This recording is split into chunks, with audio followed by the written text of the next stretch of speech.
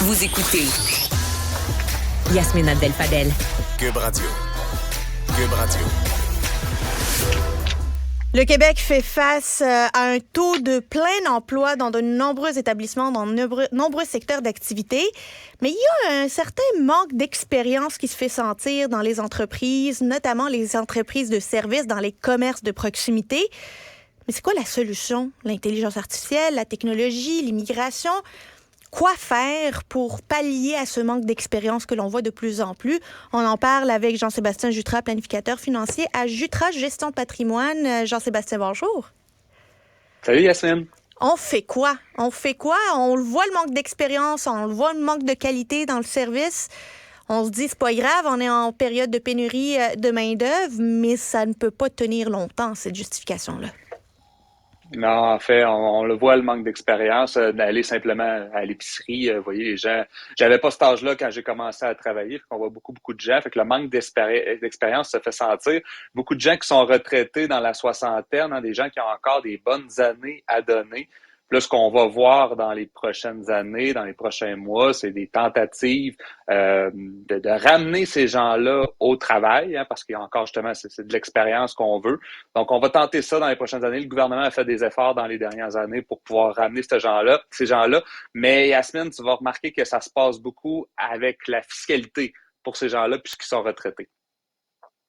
Quand on dit, au niveau de la fiscalité, c'est que souvent, moi, je vais entendre des gens plus âgés qui vont me dire, ça vaut pas la peine de revenir travailler parce que, je vais tout donner en impôts de toute façon. Ouais, c'est ça. Puis c'est important un peu de remettre les points là-dessus, parce que ça a déjà été vrai, que quelqu'un qui était retraité de 65, 66 ans, le fait de travailler faisait en sorte que ça lui coûtait plus cher. Mais juste pour vous dire, si vous faites plus d'argent, c'est impossible que vous augmentiez de palier d'imposition, mais le fait d'augmenter de palier d'imposition va pas nuire sur vos dollars que vous avez fait avant. Ou le problème, c'est au niveau de tous les programmes sociaux, les programmes fiscaux. Je vais vous donner par exemple la pension de sécurité de vieillesse. Quand on fait en haut d'environ 80 000 $ de revenus annuels, on perd graduellement notre pension de vieillesse. Donc, finalement, c'est comme si on avait une taxe de plus à travailler. Et là, ce qu'on a vu dans les dernières années, c'est que le gouvernement a fait des efforts, mis en place un crédit d'impôt pour prolongation de carrière. Ce crédit d'impôt-là donne entre 1 500 et 1 600 $ à un retraité qui continue à travailler.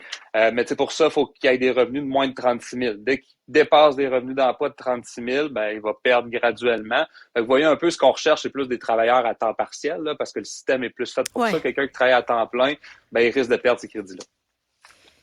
C'est bien dommage, ça, parce qu'on dirait que même lorsqu'on fait des efforts de manière à inciter fiscalement des personnes d'expérience à revenir sur le marché de l'emploi, on dirait que le mythe et l'impression que l'on a que ça va pas être payant au bout du compte demeure là. Alors, il y a une grosse job à faire pour pouvoir défaire cette préconception-là. Il y a une job d'éducation à faire à ce niveau-là. Je faisais le calcul de quelqu'un qui a des revenus de retraite d'une vingtaine de mille de dollars, puis qui se rajoute un revenu de 10 000.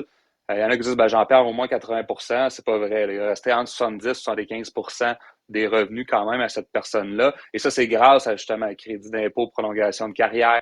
On a mis en place aussi la cotisation facultative à la Régie des rentes du Québec. Donc, quelqu'un qui a 65 ans n'est plus obligé de cotiser à la Régie des rentes du Québec s'il retire déjà sa rente. Donc, ça, c'est des dollars de plus qui restent dans les poches. Je pense que le vrai combat, c'est contre le travail au noir. Parce que le travail au noir va rester complètement le 10 000 $ que j'ai fait. Donc, je pense que c'est à ce niveau-là qu'il faut éduquer les gens. Puis moi, ce que je peux amener aussi à sensibiliser les gens, c'est qu'actuellement, il y a beaucoup de baby boomers. C'est là que la masse de la population allait. Et c'est les gens que demain auront besoin du système de santé. Donc, le fait d'encourager le travail au noir, c'est de mettre une pression sur les autres contribuables qui devront payer pour justement les soins de santé de ces gens-là, parce que ces gens-là ne seront jamais abandonnés au niveau des soins de santé. Mais s'ils recherchent beaucoup de travail au noir, une partie de ces montants-là ne financera pas tous ces soins de santé-là, malheureusement. C'est assez intéressant de voir ça, mais qu'en est-il de la technologie, introduire la technologie? Est-ce que la technologie, d'après toi, peut jouer un rôle dans la formation de cette nouvelle main-d'œuvre-là? Je pense que la technologie n'aura pas le choix. On le voit beaucoup avec l'intelligence artificielle de plus en plus. La solution, c'est quoi? C'est l'immigration, l'intelligence artificielle et le retour des aînés. Fait qu'un hybride de tout ça, je pense, c'est ce qui peut aider tout le volet du manque de main-d'œuvre au Québec, principalement.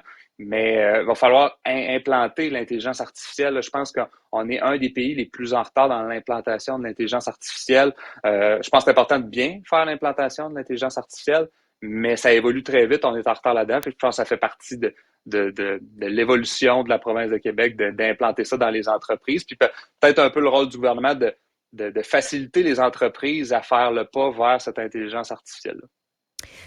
Parce qu'il y a de plus en plus de personnes qui se disent, en fait, maintenant qu'on est en période de pénurie de main-d'œuvre, l'intelligence artificielle peut être un levier intéressant pour venir combler des besoins bien précis.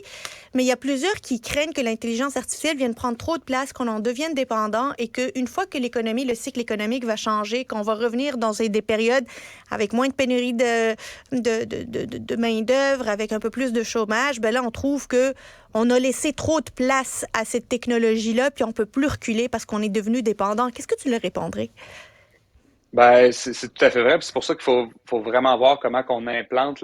Il y a une job de réflexion à faire. Puis je vais en parler simplement dans mon travail de tous les jours. Là, je suis un utilisateur de ChatGPT. Je vais l'utiliser. Puis veux pas, ben, il y a des choses que je faisais avant qu'aujourd'hui, j'ai plus du tout envie de faire parce que la job, elle est faite quand même. Elle est faite de qualité que je trouve bonne aussi.